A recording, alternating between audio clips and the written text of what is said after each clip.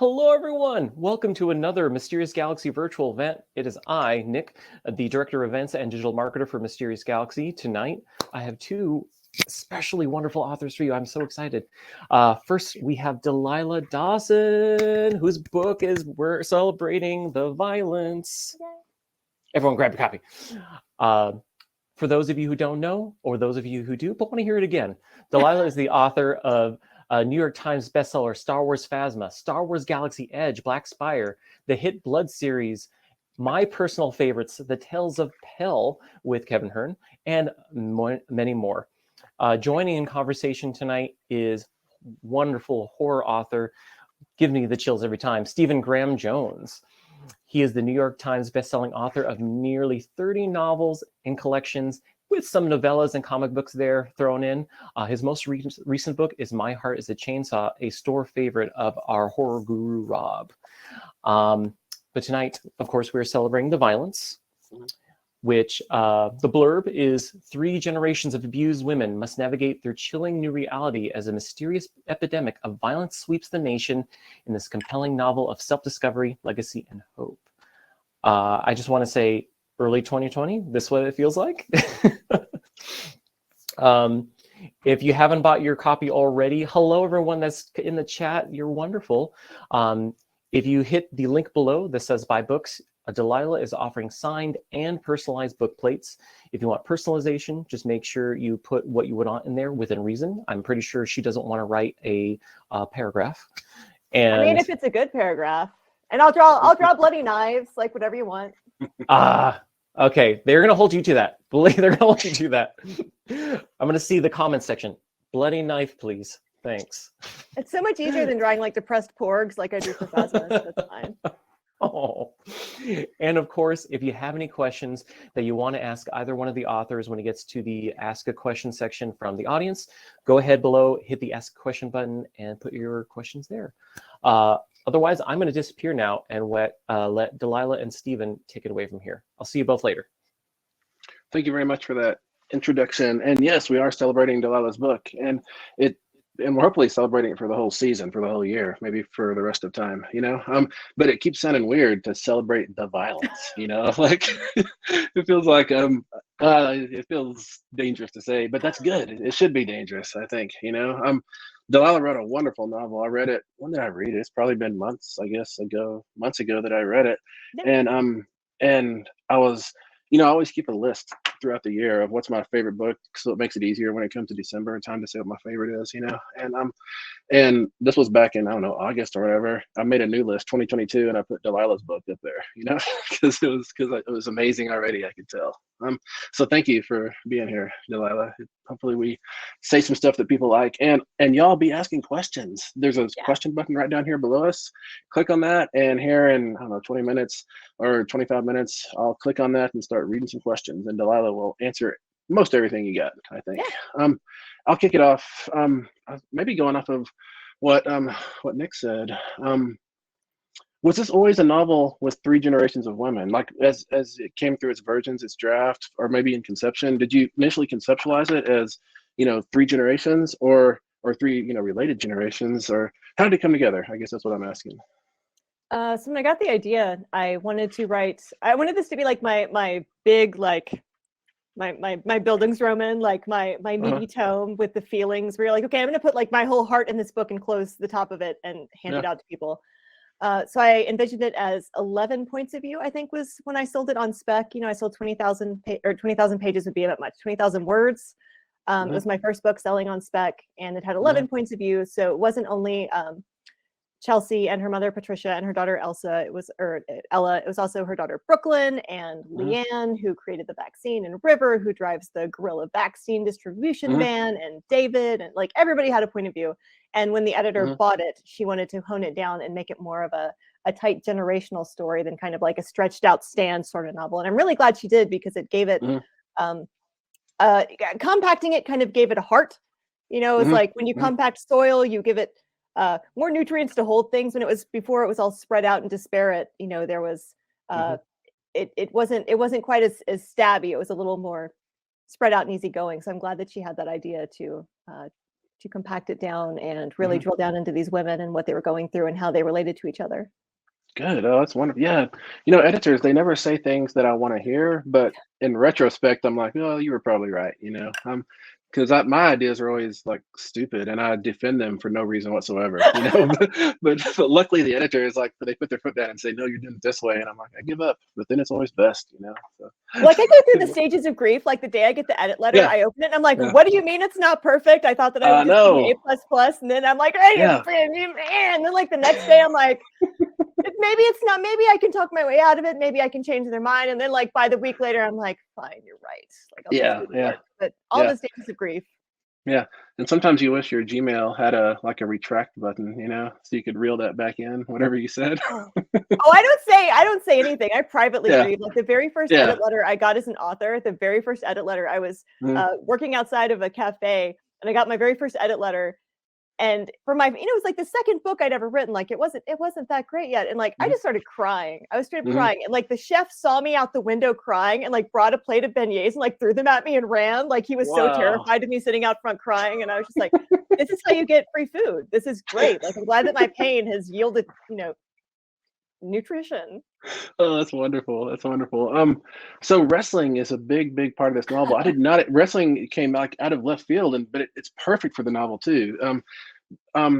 What's your relationship to wrestling? I guess that's the question. I was one of those kids that like when I was growing up, my dad was almost always watching somebody, Roddy Piper, Hulk Hogan, that whole crew. I saw the Saturday morning cartoons. So it was always like vaguely wrestling adjacent. And then I saw Glow and was like, oh, this is fun. The women's point of view is different from the male point of view. But this was at the point of the book where I knew what happened. I knew the instigating factor. I knew where it ended up, but I didn't know that kind of chunky middle part.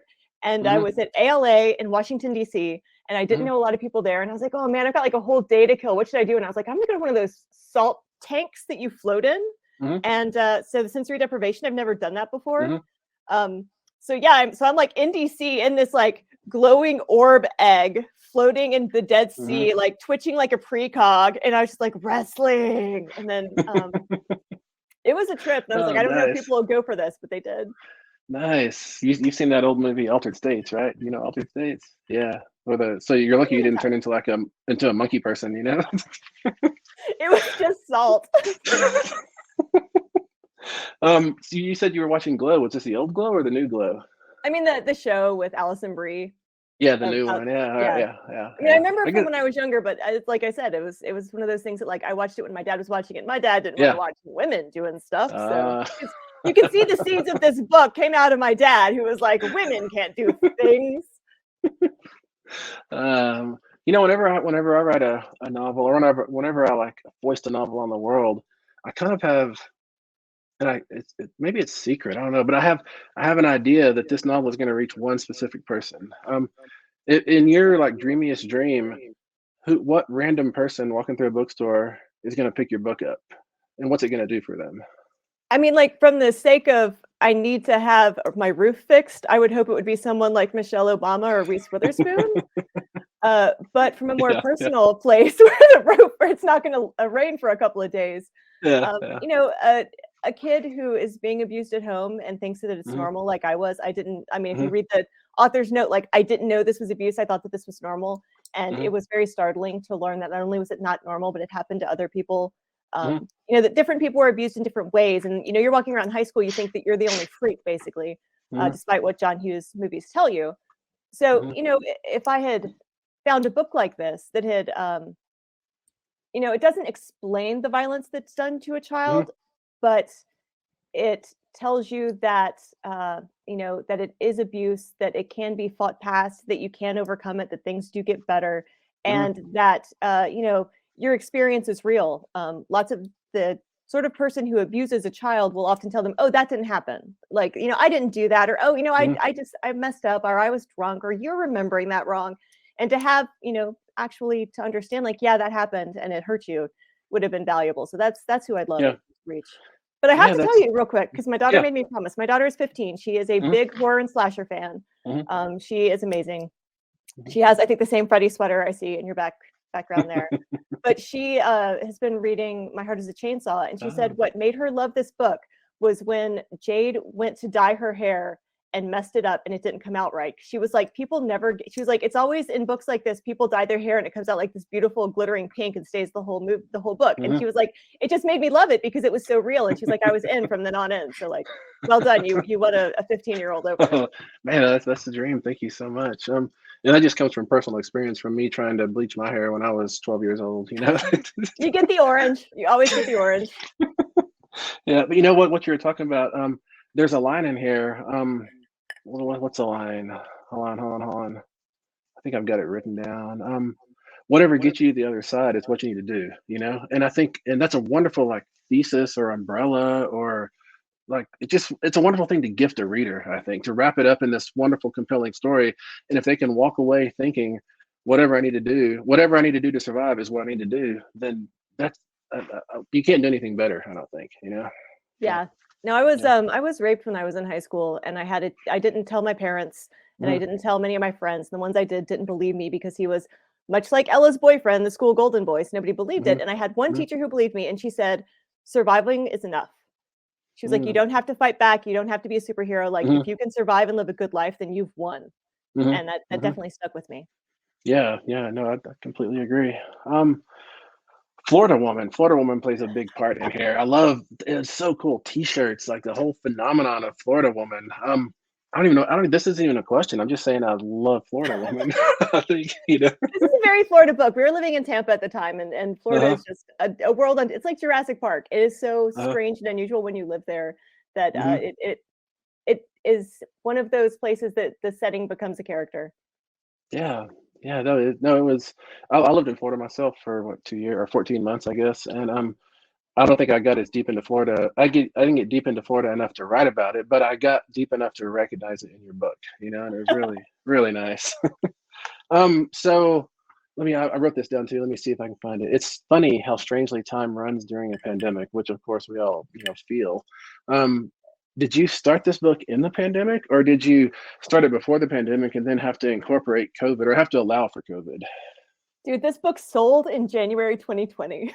Oh, wow. Nice. So, you know, I don't know if it would have sold if the pandemic had already hit and they realized people might not want to read about a pandemic. But yeah, so it sold right before it hit it all. And so, you know, it sold on spec. So when I actually had to write the book, it was in that kind of March, April, right when the pandemic was starting. So it was all very like hopeful. You know, I remember sitting in I had an outdoor office in Florida that was like a screened in porch, and you would see like no cars would go by for 2 hours and families would ride by on their bicycles, and the sandhill cranes would trace their babies across the yellow line of the road. And like, it was just this beautiful, idyllic moment where we were like decent human beings. Yeah, and then I had to do the revision a year later, and I was like, nope, it's scorched earth. Yeah. No, there's that one guy lying dead in his doorway for like most of the novel, and I thought that is the pandemic, you know. That's okay. So that's in the place where I had to stop every time I dropped my kid off at school, because Florida schools, you have to drop your children off.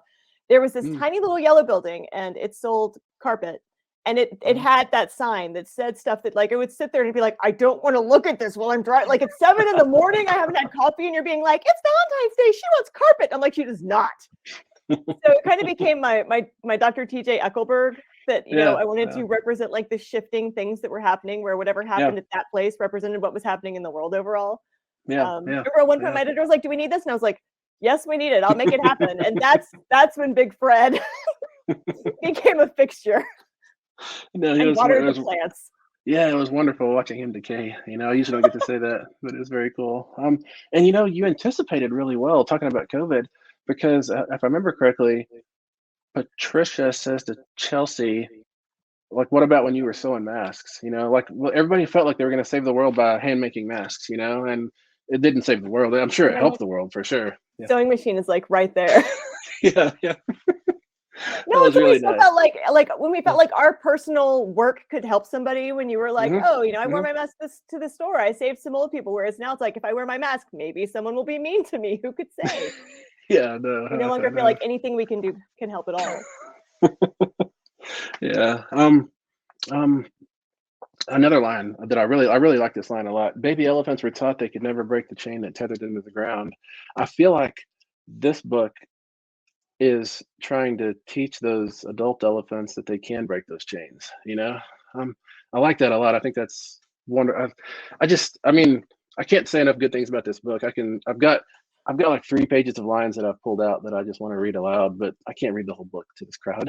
You know, they need to buy it and read it themselves. Email, she thinks, as she scrolls through, was a bad invention. I completely agree with that. We're slaves to it. Yeah, yeah.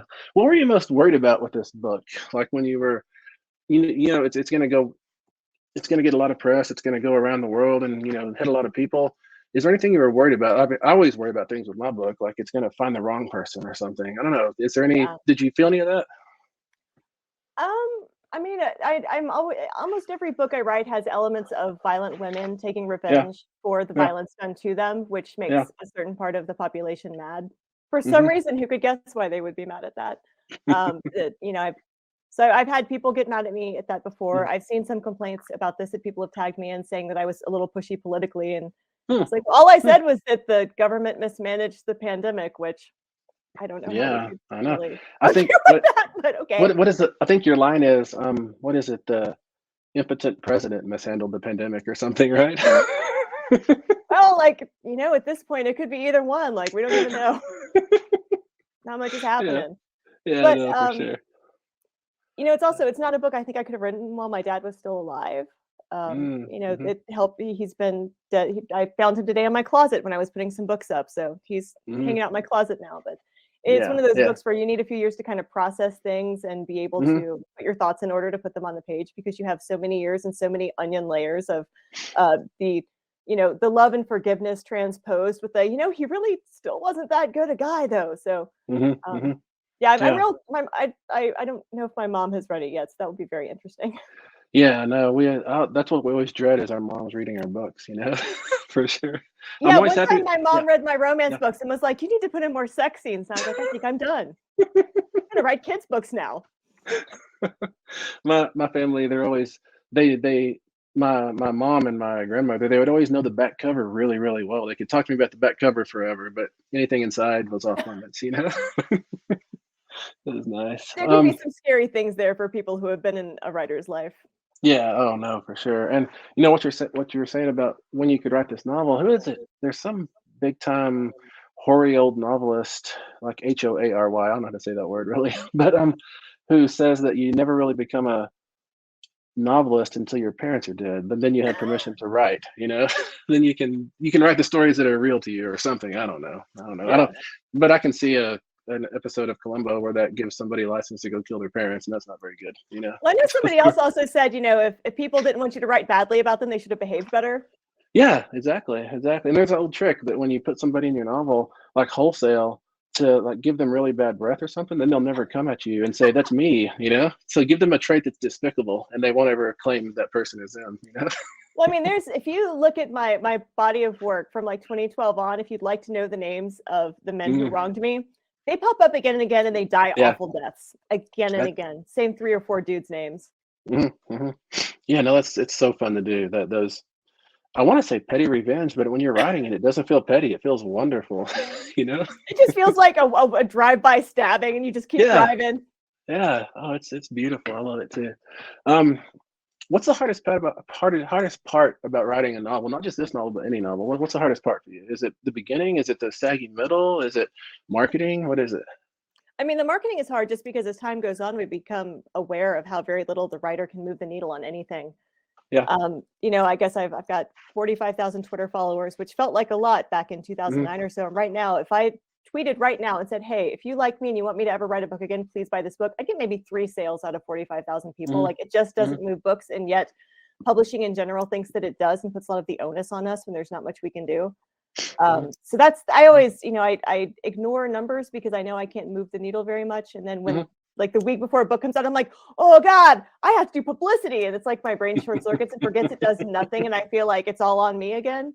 Hmm. Um, Hmm. Hmm. but yeah, Yeah. Yeah. outside of publicity, the soggy middle was hard until I realized that that was just part of my process, and that every road through every book goes through the swamp of sadness, and Artax is going to die. Hmm. And Hmm. then once I figured that out, I'd be like, "Oh, I don't know how to write. This is awful. I know what this is." Yeah. Oh, nice. That's And then you good. just Yeah. kind of keep slogging through it. after you slog through that first time or two, you do get that confidence. You know, there's another side. You know, you know Yeah, you're not gonna be it's just mired down here forever. it's the big suck, and you have to get through the big suck. Yeah, no, you definitely do. Is it the same part for you that's hard? Does that one get you as well? I don't know. I have to answer my own question. I think, the hard part for me about writing novels is not overly ornamenting and disguising every single turn in the narrative, because that's my impulse, is to hide everything that's going on. I think if the reader can see what's going on, then that means they're going to walk away. But that's not the truth. People like to see what's going on, so I don't know why I have that impulse to do that, but that's what I have to do on revision, is go back and like scrub off the clutter I put on top. But if that makes any sense. Yeah. Did you ever have any other titles for this? Nope. It's been the violence from the day I wrote down the idea at Emerald City Comic Con 2019 or so, and up through this, and nobody ever questioned it.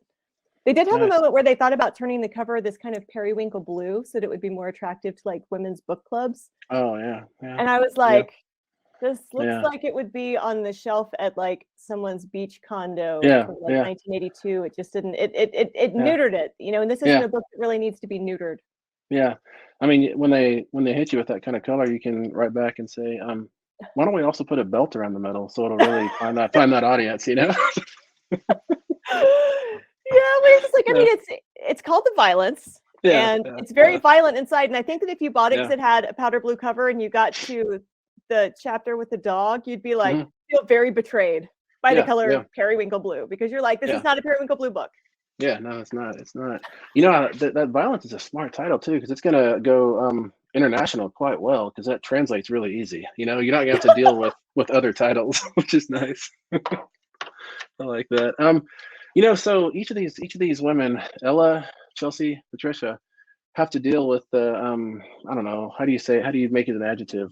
Toxically masculine, with the toxic masculinity in their lives, but it's different like expressions of it for each of them. Was it hard to keep those three like bad dudes from collapsing into a single bad person or a single type? I don't know.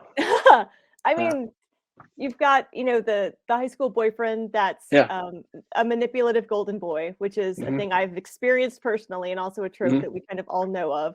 And then you've got the dude in his late 30s who is the what would you call it, like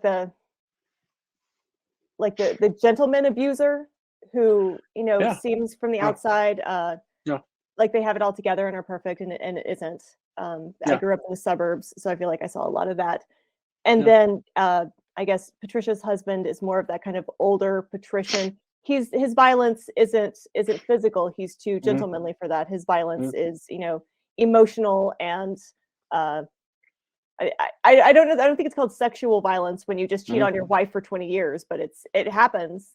So yeah, I mean, my grandfather was, well, he's still alive, so he is, but like he is a judge, and he was very, very very Christian and not like this dude at all, but it still had that sense of the little lady needs to get in the kitchen, and that women really don't have any value of their own outside of what they offer in the kitchen or the bedroom. Yeah. There's a line. There's three different generations. Yeah, and it didn't feel like it was like three instars or insect stages. It didn't feel like it was like Ella's boyfriend was going to grow into David, was going to grow into the judge. It felt like there was so much of this turbulence in the world that there can be different species of these bad dudes, Well, you can have a Rottweiler, or you can have a Cocker Spaniel, or you can have a Coyote. But that's what it felt like. And talking about that old patrician way, one of your lines is so good. It's another one that I copied out. Ella usually hates it when people call her honey, that saccharine old man's reward for being young and female. I love that. Was so perfect, and there's so many lines like this throughout the book. Like those of y'all who are about to buy this hard copy and get the book plate in it, I dare you to read it with a yellow highlighter, because you'll end up with like 3 empty highlighters and the whole book will be yellow, because there's so many good lines for sure. You need a red highlighter. It would be so much more suitable. Oh man, for sure. Patricia, I love the way you do this twice with Patricia. Patricia's eyes close and she does a sinuous little shoulder shimmy as if eating compliments could sustain her. Then later, like she's nourished by groveling. It's so neat how you position Patricia, like she just is soaking in people's like I don't know, unhappiness, you know. And I mean, not forever, but I like that a lot, you know. Yeah, that was, you know, I don't know if you do this as a writer, but like once you've written about a lot of books and you have another book idea, you're like, okay, I have to really challenge myself and do something here that's hard for me or that scares me. And I wanted to take a character that I hated and that everybody hated and try to make you love her. Exactly, and it works. It works really well. Like a lot of people are going to be crying at the end of this book, I think, in a good way, you know, like So, not like crying like COVID's going to last forever and mutate into something else, you know, but the narrative delivers us to a good place, I think, you know, which isn't to say it's like any kind of unqualified happy ending or anything like that, but no, it's very satisfying. Maybe that's the way I get emotional when I read it. Not like Hazel Raw crying, but like, oh, this is good. This is right. It's fried green tomatoes crying.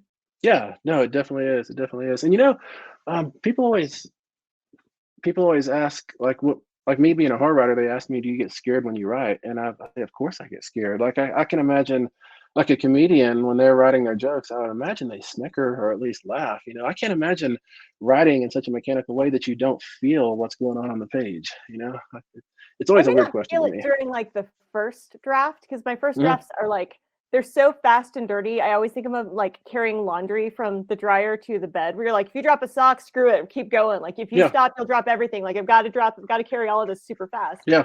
So often in the second and the third draft is when those kind of layers of the emotion come in, and I'll start to be like you have that visceral reaction where you're like, okay, I'm onto something. Yeah, and that's wonderful. It's like you just grab on and hold on as long as you can, you know. And I love that. I also love what you say about General Hospital, which is Ella tries to get into the show, but there's so much backstory that it's like listening to someone else tell their crazy dreams. I love that. That's what it's like jumping in the middle of any show, not just General Hospital, I'm sure. But there's so many good lines in here. I'm just so impressed with it. Thank you. Thank you for writing this book. It's really fun to read. It's been really fun talking to you, and I think it's time for us to take questions now. What, actually. dude? That was so fast, though. No, it wasn't it? I'm supposed to stop at 8:30 and it's 8:28 and a half. So I don't know, maybe one more. Let me see. Let me scroll through my many pages of notes here. You know, I want to get this tattooed on me, actually. I don't have any tattoos, but maybe if I get a tattoo, this will be it. Once you've been in a dog pile with people, they just feel more like family. I love that. You know, that's really cool. Oh, you know, okay, one more question. So you use up our like 60 seconds, I guess. The violence, the actual, you know, the pandemic, the post-COVID pandemic that's sweeping across the world. Do you want to spell that out for people? No, not give it away, but give us a sense of it a little bit. Sure. So this is, you know how like malaria and Lyme disease can just kind of pop up when they pop up. They're not a constant thing. They're not like a chronic disease. They're like oh crap, here it is. The violence works like that. So someone without any outward symptoms, without, you know, sweating or a fever or any notice, just basically goes kind of blank, finds something, a bludgeoning tool or just their hand, turns to the nearest person and beats them to death. So there's no premeditation. There's no, which is the best knife in the knife drawer? Where did I put that gun and how do I load it? It starts with a lady with a bottle of Thousand Island dressing at Costco, just beating a stranger to death. And then you wake up and you have no memory of this at all. And you just kind of keep on going with your life, which the whole idea came from. I was just thinking about, you know, when I was young and what I kind of had to go through, where it was like, there was no way to fight back. There was no way to fight back because even if you did get your hands on a weapon and surprise your abuser, you're the one who'd go to jail. Women go to jail for shooting or killing their abusers all the time. So it was like, what if there was a loophole where you could harm someone and not go to jail for it? And it was like, if you have this violence, like, and for a while after seeing COVID, like, you know, the government's going to take forever to sort out, you know, who actually has it and who doesn't. And then it's like, you can't necessarily like sue the person who did the killing because they weren't themselves. Yeah, it's like instant blackout road rage, you know.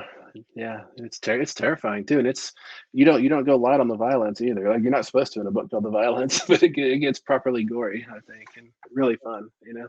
It was very fun, like at different points, to be like, what is the nearest thing to you that you would kill someone with? Yeah, no, it was really fun in that way. All right, let's jump on some questions here. We got a stack of them. Let me make sure I can say it right. How do you release deep emotions and or tension that may have built throughout writing such a serious theme? After finishing writing the manuscript, or even after each writing sprint, each writing session, like you feel all the feelings while you're writing. What do you do afterwards to, I don't know, I'm gonna get rid of them is probably the wrong thing, but deal with them, Disperse the energy. Yeah. Yeah, I mean, I like the writing itself is very cathartic. I'm not one of those writers that thinks that writing is this tortured, awful thing. Like writing is Yeah. the funnest thing I do, and I look forward to it, and I love it every single day. Yeah. But being in nature helps me. I do mountain biking, so like nothing gets it out like mountain biking, going up and down those hills, charging over jumps and stuff. I go for walks near water. I live right by a river and a national like forest, so I go for walks out there. I do Olympic lifting, which it's not like I finish my book and immediately just go out and start lifting, but it's still one of those things that has become very necessary for my well-being. But yeah, the writing itself is the catharsis. Like I spent so much of my life bottling up my emotions that now that I can let them out, it's like 10-year-old pus is finally draining and it feels great. Yeah, no, for sure. I completely agree with you too. I never understand when people like dread going to the keyboard to write because it's playing with dragons, and who wouldn't want to play with dragons? That's We're the best gods. thing. We're gods building Yeah. worlds. It's awesome. I know. And while you're writing, you don't have to mow the grass or clean the rain gutters or do the dishes or anything. You're it's wonderful. Life gets put on hold for a while on this desert island that we have. It does. Yeah. All right. Thank you. And thank you, Michelle B. This is Kaya Zarel. Wait, everything jumped around. Hold on. You say editors have told you to take things out of your novel. What is something you had to take out that you wish had made it in? Is there anything? Well, so I learned this trick on my first book, which is that when an editor says, take this out, it means that you didn't make that thing important enough to stay in the book. She likened it to, God bless her, she likened it to like an organ. Like the appendix, not very useful. You can take out the appendix and go on with your life. You have to make that scene into a liver. You can't live without your liver. So the scene in my very first book that she told me to cut, I had to make it so integral to the story as a whole that no one could cut it. And then it stayed. So now anytime someone says we need to cut this, I turn it into a liver. Nice. That's smart. That's a really smart thing to do. Yeah. But I mean, at the same time, I think, you still have to know, like when you get things to cut, I think when you get, the further you get on in your career, the less kind of painful cuts you have to make. There were more in my early years than there are now, but these days it's more like, can you massage this? Can you amp this up? Can you tie this in? It's more, smoothing down the French braid than shaving the head. Yeah, that makes sense. Although I think it's the same for me as well. The cuts aren't quite as massive as they used to be. However, I think my attachment to those little things is like as great as it ever was. So, well, especially like lines. I'll get very attached to certain lines or certain sensations where I'll be like, they'll be like, "Can we cut this?" And I'll be like, "No." Yeah. Fight me. Yeah. Oh man, have you ever spooked yourself while writing your own book? Kaya asks. Kaya Zarel A. I have when I was writing like Mine, which is my middle grade horror book. It's the screen one here with the creepy child in the mirror, because it was written about my neighbor's house and it was about a haunted house. So it's one of those things that like I would be outside back in Florida where I had my outside writing room where you hear the Jurassic Park noises throughout the night, where there's like animals scurrying and things happening, and I'd be like, ah! So there were some creepy little moments in that one, but the violence is all more kind of like straightforward real life than the kind of what could that be horror. Like in the violence, what it is that's coming, and the horror for me comes when you don't know what is out there. Yeah, that's a good way to say it. The same way? Yeah, no, I think so.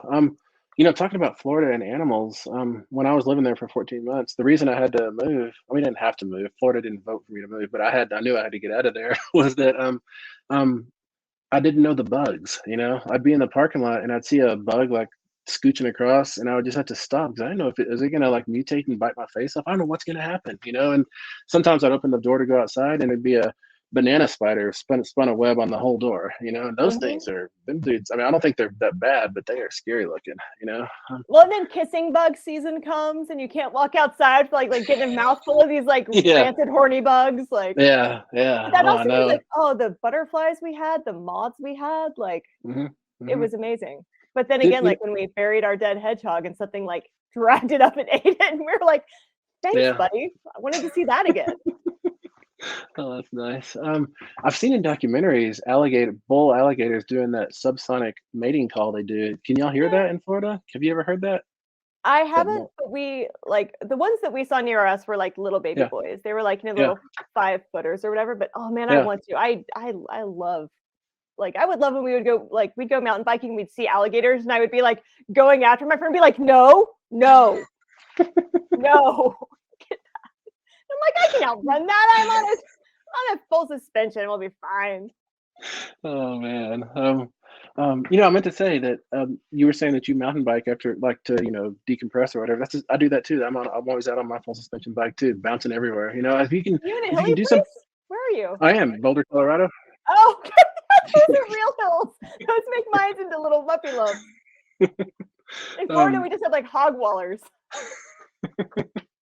Hog wallers. I never heard that. I Yeah. like it. Growing up in There's West these like Texas. giant, Yeah. they're like, there's these giant feral hogs and they get into the mud and they like slub in them and make these big dippy dips. So like if you go off of the trail, you're just on your face. Wow, I had no idea.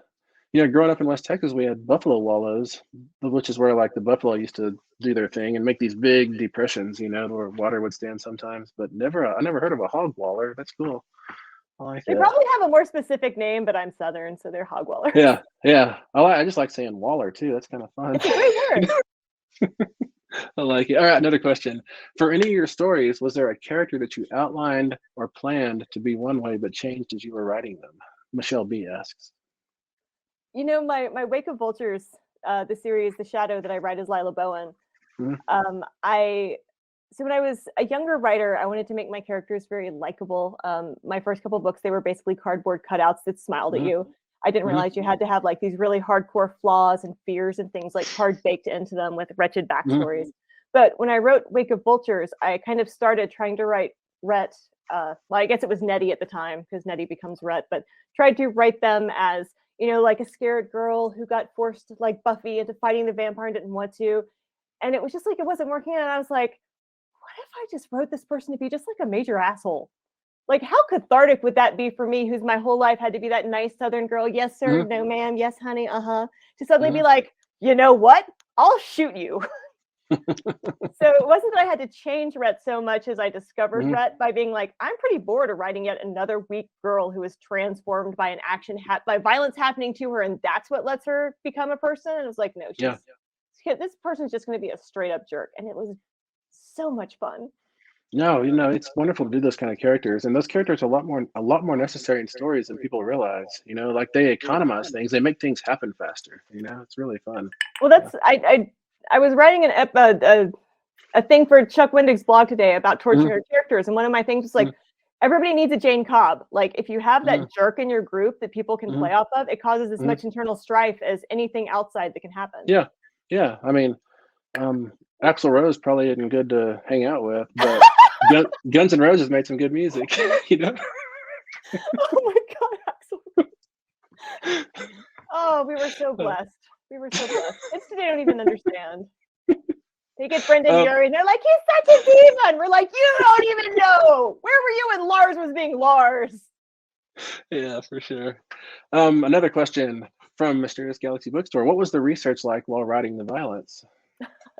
The biggest research, I don't like research. I don't really like Mhm. reading secondary sources, or I'm just a chaos entity mainly. So my Mhm. resource was going to Twitter and being like, hey, do I know many epidemiologists who would like to see their name in the acknowledgments who will help me? And this wonderful Mhm. Canadian scientist named Brian Height came and helped me figure out how this virus could work, how it could be carried, how we could Mhm. create,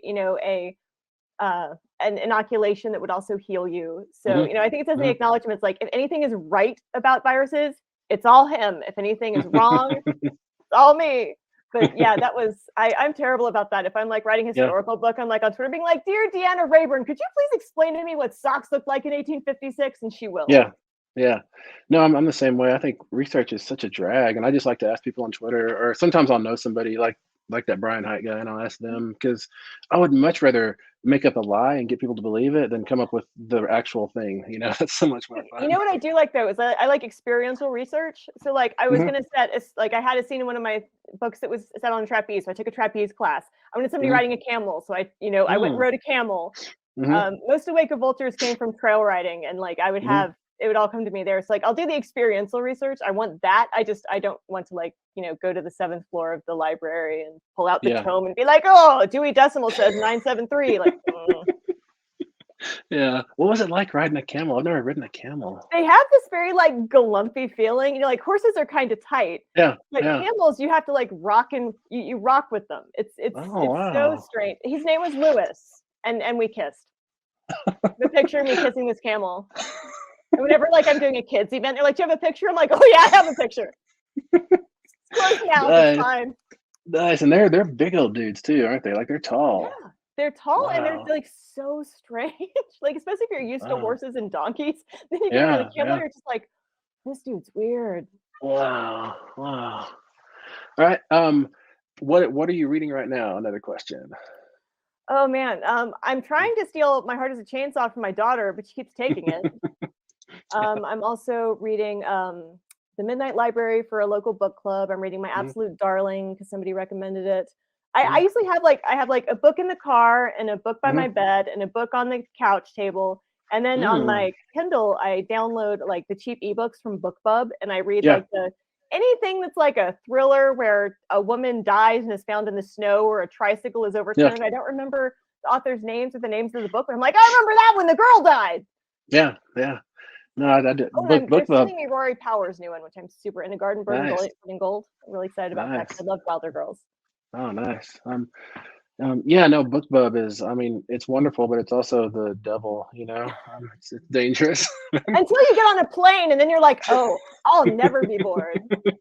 Yeah, for sure. You've worked with Kevin Hearne. Kevin used to live up here, like just a few miles from me.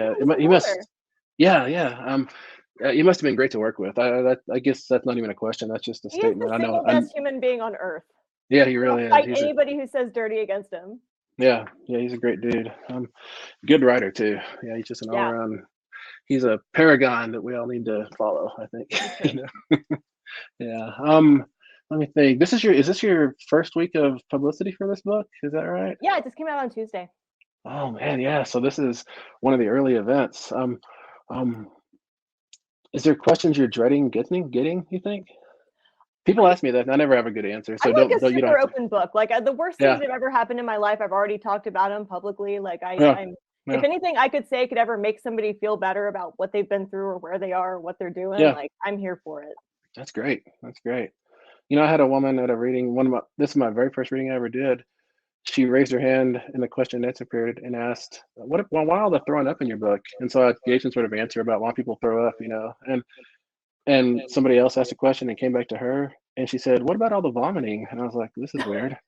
So I tried to answer and she kept asking in different ways until finally the staff had to come in and remove her. It's really weird. So I'm like really worried that somebody in the future is going to ask me about throwing up or vomiting. Ask you about the lady who asked you about the vomiting. Yeah, no, for sure. It's absolutely horrific. There's certain things that the human body does without your. When I was pregnant, I'd look at my stomach and be like, what the hell? Like if I wasn't being pumped full of chemicals by my brain, this would like be a problem. But like vomiting is the same way. You become like it's like the fire hose from UHF. You're just a portal from hell, and you can't stop it. So there's a word for that, but not enough for 3 questions during a book reading. I used to keep a list of movies in which people really throw up because I always hate it when the actor just has like a mouthful of soup and they just kind of spit it out. That's not real throwing up. I like it when the actor actually gets gagged and they start throwing up. I'm like, yes, I like this movie. I really liked in the What We Do in the Shadows movie where they just had like the blood fire hose like arcing off into the night to like the beautiful music. Like that was fun. That I can do. Oh man, yeah, no, for sure. That's why you don't eat French fries when you're a vampire. All right. Well, this our 15 minutes of audience Q&A is up. Let me think. Do I have any last questions? Do we have a full hour? I mean, they can't stop us technically. No, we can definitely keep going. We were held hostage by the authors. We just act like about mountain biking, camel kissing, and vomiting. We can act like we froze, just be real still. Ventriloquism. Yeah, for sure. Let me think. Other questions. Do you know if you don't know yet? Probably is the trade paperback cover going to be the same? You don't know I that don't yet. know. Oh, Mysterious Yeah. Galaxy says we have a full hour, so there we go. We got the official. Oh, okay. Yeah. Oh, okay. Cool. I have no idea. We haven't talked about it yet. But I also I think we sold rights to England, so I'm real curious if they'll use the same or something different. I love seeing like the new covers come in, and you're like, oh, that's interesting. Yeah. Didn't anticipate that. Yeah. Maybe they'll spell violence with a U. You know. But this is one of those. It's one of my favorite covers I've ever had. It's one of those once in a lifetime where it comes in, and you're like, I have nothing to say about this. And they sent me an email and that's like, we need to change the cover, and I was like, they're like, we made the end, like they made it's slightly pointier here. That's what they changed. The end and the viewer point. And I was like, I don't need to know about that. I'm not like the kerning queen. It's fine. Yeah. And that they kind of made the letters into Scream letters, you know? That's how they are on the Scream poster. Have you seen the new Scream? Oh, I've seen it twice, and I'll probably see it 2 or 3 more times. Yeah.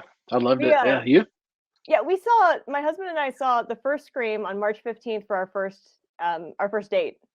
Yeah. Back in 1997. Yeah. So we've seen everyone in the theater. Wow. So we just saw it this past week, and it was like, it's so beautiful. Yeah, it was. I was completely impressed. I saw Scream for the first time in '96 and over winter break in Florida as well. So were you in Florida when you saw it? No, we were at University of Georgia. Oh, okay. So close anyways. We would go up from Florida to a steakhouse called Nicholson's in Georgia and eat, you know. I was in Tallahassee. Let me think. I can just keep reading your book back to you. I don't know if that'll be fun for you. You know, I forget all of it. Like I don't remember anything. Oh, really? So. Yeah, you don't write books to remember them. You write them to get them out of your head, or that's what I do, anyways. He darts in for another kiss, and it's like being dive bombed by a seagull. I love that. He's not a good kisser because he doesn't care about her feelings. Yeah. That's what Chelsea feels like sometimes. The giving tree, but for a wood chipper instead of a man. I hate the Giving Tree, man. I hate that book. Yeah, oh, I know. It's a brutal book. It's brutal. Well, let me think. I'm going to think of not a hard question, but when do you do the epigraph? That's something that's the hardest part of me for writing a novel is the epigraph. Or not the epigraph, the dedication. When do you do the dedication? Do you know who it's gonna be to when you're writing the book? I do that on the day that my editor says, hey, it's the last day for your dedication and acts. Yeah. That's what I get too. Yeah. I wish I was more organized. People are like, oh, just every time someone does something nice, keep it in the document. I'm like, oh, bless you for thinking that I think that way. That's fabulous. But the dedication, I usually, I mean, your first couple of books, like, and you're like, oh, I've been waiting my whole life to dedicate this to you. And then you get into like book 14 or 15 and you're like, well, looking around for somebody. But I know. The books that you write for people who were like you when you were younger, like not for a specific person, but for books like this and mine. I have one coming out this year called Camp Scare. That's like a middle grade sleepaway camp ghost story where you're like, oh, nice. This is for the kids that hated sleepaway camp because they were rejects like me who didn't know how to make friends. Like, this is for you guys. Oh, nice. So whenever it's for for somebody who was me, like those are super easy. Yeah.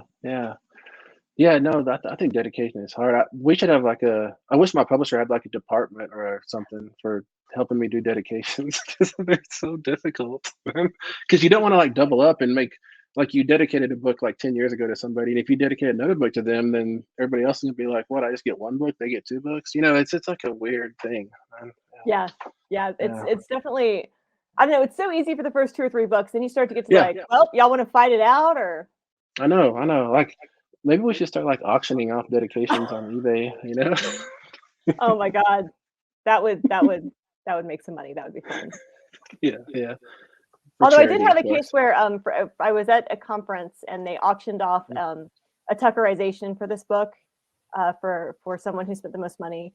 And normally when it's a Tuckerization, they say like, oh, my name is Elizabeth Smith, and you're like, oh, okay, I can use that. Yeah. And this, it was for a family, and so their last name was Neeson, and they said they wanted to be for Club Neeson, and I was like, how do I use that? Wow. So that's why the pro wrestlers, the pro wrestlers fans are called Club Neeson, because I was like, I don't know how else to stick this in here, y'all. Yeah, I did a novel with pro wrestling as well, and that I never knew what an extreme joy it is to name wrestlers. That is the most fun you can possibly have. That I could have done that for the rest of my career. I could have named wrestlers. We never get to be like both campy and obvious at the same time. It's so fun. Yeah. I just figured I would pop in and help you two. We do have a few. We're being wrangled. No, we have a few more questions, and I want to definitely make sure that the audience gets their answers because they're asking them. So for the both of you, what's next for you both? This is not the last question. There's more questions. So what are you both working on currently, or are you excited that you can be working on soon that you can say? I'm working on a couple of secret projects, but then my next book that's kind of like creator owned my own thing is a feminist horror set at one of those resorts from like the 1800s where you were supposed to go take the waters, but really they were like lobotomizing women in the back room. Ooh. Pretty jazzed about that one. Yeah. That's what I'm working on. So my next book out is as different as you can get from the violence. It's my second Minecraft book. So I'm writing a Minecraft trilogy. It's called Minecraft Never Say Nether, which everything I write is like on the spectrum from whimsical to dark. And at first I was like, Minecraft is like the most whimsical. And I'm like, these children are being like chased by zombies and axe wielding maniacs. Like Minecraft is slightly horror. Like there's drowned dead people trying to murder you. So there's definitely a lot more scary things in Minecraft than you would think. Like, oh, little Billy, go play Minecraft, and there's like skeletons and giant spiders and enders that will end you. Yeah. I had one of my students wrote a story about like 2 years after a breakup, going into Minecraft and finding a structure that he and his ex had built together, which that must be weird. I guess that's possible. I don't know much about Minecraft, but I guess you can do that, right? Oh yeah, you can build structures and leave signs and leave books for people to read. Wow. Yeah. Oh, that's cool. Because you pretty much, if you start your own world, I know we're talking about video games and Minecraft now, but you can pretty much start your own server and your own world, and the world is huge, and you can just go off and just find new things. But yeah, it's technically possible to come back to some point you were at and go, oh crap, I was here actually. Wow. And then do you tear it down, or do you leave it as a memorial and go to a different place? I don't know what you do. Yeah. I mean, if you want to mess up your ex's house, like you can draw a giant wiener on it if you want to, or you can explode it, or you can fill it full of zombies. Like there's all sorts of choices. Set on fire and cover it in lava. Yeah. Fill it full of like 9,000 ocelots. I mean, there's choices. Oh, nice. Yeah, so Minecraft book, and then in August, my next middle grade horror book is out. It's called Camp Scare. It has a giant, it has 2 marshmallows on the cover, and one of them is like a dripping skull. I'm in the Alien versus Predator Ultimate Prey anthology, which was supposed to be out in December, but it's out in like June, which was super fun world to write in. Yeah, I just wrote a Predator story for somebody too, and it was really fun to be a Predator on the page, anyways. For Jonathan Mayberry and that crew? No, this was a different one. This is it's coming out through Titan, maybe. I don't know. Yeah, it was really fun. Oh, yeah. All right. What about what are some coming books that you both are excited for? Elle is asking. Oh man, I'm the so violence too. The violence too. The violence singing. Yeah, it's one of those books you're like, I guess I could continue it, but it's a whole world, I guess. But then you could put 2 knives on the cover and just keep going, That'd be nice. That's what I did on Instagram for the week leading up. I took pictures with like 7 knives and then 6 knives and then 5 knives. Smart. Yeah. That's Well, I smart. mean, it'd be smart if people could if people saw stuff, but on Instagram was like, I think this might be an ad. Don't show it to anybody. I love it. Lee said the violence too. Electric Boogaloo. Ah, yay. Yeah. We're gonna go save the old rec center from the evil, violent old man by a dance off with knives. Amakatsu has the Fervor coming out pretty soon, or maybe it's not out yet. I don't think. The Fervor is really good. So. Yeah, the Fervor is good. It does stuff with World War II, and almost so good with history that I now remember. I mean, I never really remembered World War II, but I've read about World War II. But now what I've read about World War II is infused with the stuff Alma made up, and I can't tell the difference anymore. What's real? Yeah. And this is more of a comment than a question. I just wanted to say it because it was cute. Dennis says, offline question, pre-ordered from Mysterious Galaxy. Thank you, Dennis. You're awesome. And requested book plate a while back. Now I know to ask for stabby knife drawing, please. I already updated that, so you're definitely going to get that drawing knife if Delilah is definitely going to do that. I'm always down to draw stabby knives. Yeah. Kai asks, what is your favorite petty revenge story plot point with one of your ex's names? I don't know if that's possible to answer, or at least to say the name, but I mean, the ending of the violence is. Let's just say when you're going to write a man that bad, you use the worst name you have. So. Oh my Nice. gosh. Yeah. Nice. Killed someone of a similar name in Hit, which is my book about if somebody bought all of the debt in the U.S. and turned the children of bankers into mercenaries, where a guy tries to sneak. She's got like this UPS truck where she's driving around killing people, and this guy tries to sneak up around his truck, and it doesn't. You don't sneak up on somebody holding a Beretta in close quarters. Yeah. Nice. Wow. Well, great. I don't know how to say more to that. It's like, you're so imaginative. How? No. Oh goodness. Well, we're out of questions and we're just about out of time. So I think that was a great timing on that part. I guess lastly then, where can people both find you on the social media so they can follow? I'm Delilah S. Dawson everywhere. My website is delilahsdawson.com. Twitter, Instagram, I'm Delilah S. Dawson. If you still go to those places, I do. I do not have a Facebook page because I hate it. But I kind of have this standing thing on Twitter. Like, if you talk to me in good faith, I will talk back to you. If you have a question about publishing or books, I will talk back to you, because people really helped me out a lot on Twitter when I was starting out as a writer. So like, I'm kind of always there if people want to chat or ask questions or whatever. Yeah, I'm the same. I'm not on Facebook for the same, like, I don't know if I hate it, but I'm terrified of it. So maybe that means I hate it. I don't know, but that's also why I'm not on Instagram, because it's Facebook too, it's just calling it something different doesn't make it not Facebook, Yeah, you can find me. Just search my long, ridiculous name up. I'm all over the place, Search my long, ridiculous name. Love it. Well, thank you so much, Delilah, for being here for the violence. I have to grab the book again and show it off. Stephen, thank you so much for being a conversation partner for this. For all you out there who tuned in, thank you so much for asking wonderful questions, for being here. If you haven't already, I'm going to remind you again, you can go hit the link below and get your own copy of The Violence, which Delilah is doing signed and or personalized book plates, and get your own stabby knife on it too. And just to say, if you want any of my other books too, plenty of them are violent. Like, I'm happy to do book plates for those as well, and I'll draw whatever you like in those that has to do with them. I draw Fat Labs for the Hit books. I draw Vampire Unicorns for the Wicked As They Come books. So I'll draw crap in your books for you. Absolutely. You purchase any of Delilah's backstock. We should have backlist. We should have most of the books. She's got a lot of books, but we have quite a bit of them on the website, like on the event link to get readily. And with that, I'm going to wish everyone a great night. Thank you so much for tuning in. Bye, Delilah. Bye, Stephen. Bye. Thank you guys so much. Thank you. Bye.